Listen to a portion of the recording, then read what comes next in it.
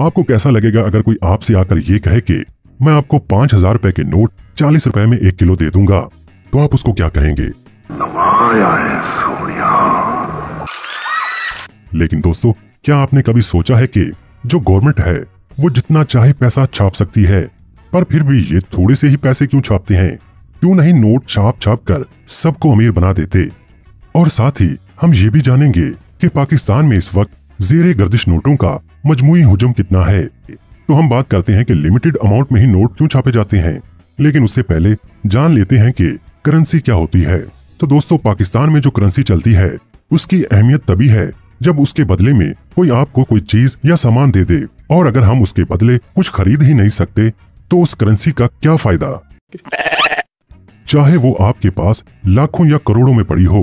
पुराने जमाने में लोग चीजों के बदले चीजें लेते देते थे, यानी अगर किसी को चावल और किसी को दूध चाहिए होता था तो वो आपस में ही तब्दील कर लेते थे और फिर बाद में करेंसी बन गई और उसकी अहमियत पैदा की गई। यानी अगर हम पाकिस्तान की बात करें तो लोग इस करेंसी को मानते हैं। यानी अगर आप पाकिस्तान में किसी को ये करेंसी देते हैं तो वो आपको सामान दे देगा। तो तब क्या होगा अगर गवर्नमेंट बहुत सारे पैसे छाप दे और सबको अमीर बना दे, क्योंकि उनके पास नोट छापने वाली मशीन है और उन्हें कोई भी नहीं रोक सकता। खुश हुआ। तो फिर वो क्यों नहीं ऐसा करते? 2001 में बिल्कुल ऐसा ही हुआ जिम्बाब्वे में। वहां के सदर ने सोचा कि हमारा मुल्क बहुत गरीब है, क्यों ना बहुत सारे पैसे छापकर सारे मुल्क में सबको तकसीम कर दिए जाएं और सब लोग अमीर बन जाएं। और उन्होंने 2001 में ऐसा ही किया और उन्होंने बहुत सारे नोट छापने शुरू कर दिए। उन्होंने ढेर सारे नोट छापकर सारे मुल्क को अमीर कर दिया।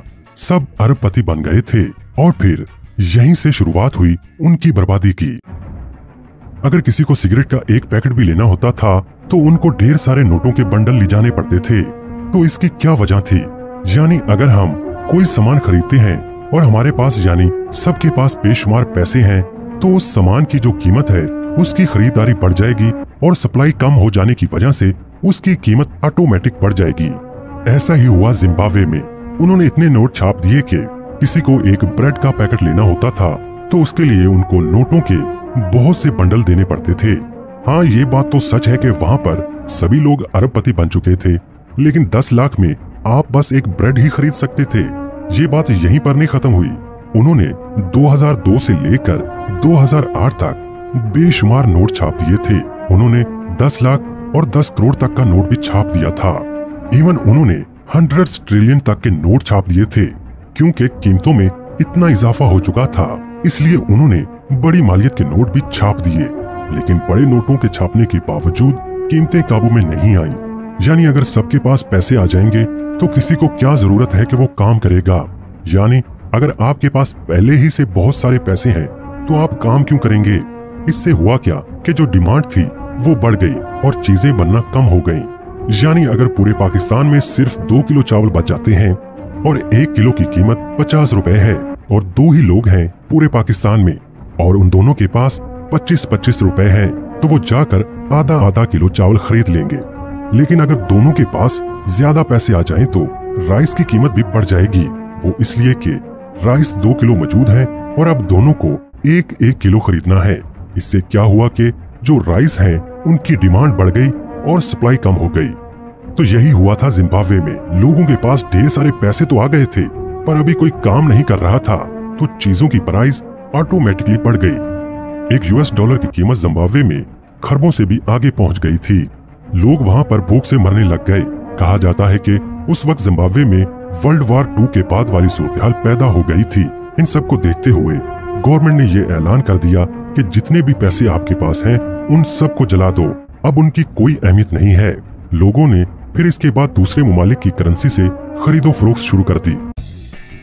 तो दोस्तों, पैसे छापना, लोगों को पैसे देना गरीबी खत्म करने का हल नहीं है, बल्कि गरीबी तो तब खत्म होगी जब वो कुछ काम करेंगे और मुल्क में रोजगार होगा तो उनको पैसे मिलेंगे।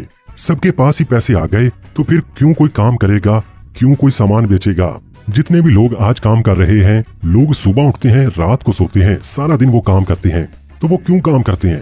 ताकि उनको पैसे मिले, ताकि वो अपनी जरूरियात पूरी कर सकें। तो दोस्तों, इस वजह से किसी भी मुल्क की गवर्नमेंट नोट महदूद हद तक ही छाप सकती है, ये हद किस तरह से तय की जाती है?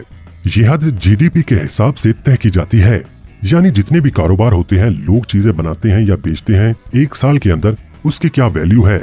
एक साल में पाकिस्तान के अंदर जितने भी कारोबार होते हैं, चीजें तैयार होती हैं, सामान की खरीदो फरोख्त होती है या कोई भी पैसों का लेन देन होता है, और उसकी क्या वैल्यू है, उतनी ही करेंसी गर्दिश में होनी चाहिए। ऐसा एक असूल है जीडीपी का, जिसकी वजह से आप हिसाब लगा सकते हैं कि जितने लोगों के पास पैसे हैं तो उतना ही सामान मार्केट में अवेलेबल होना चाहिए। अगर सारे लोग अपने पैसे एक ही दिन में खर्च कर देते हैं तो उतना ही वो सामान खरीद सकते हैं, तो ये पैसे उतने ही छापे जाते हैं जितना गुड एंड सर्विसेज मार्केट में है जो कि लोग खरीद सकते हैं।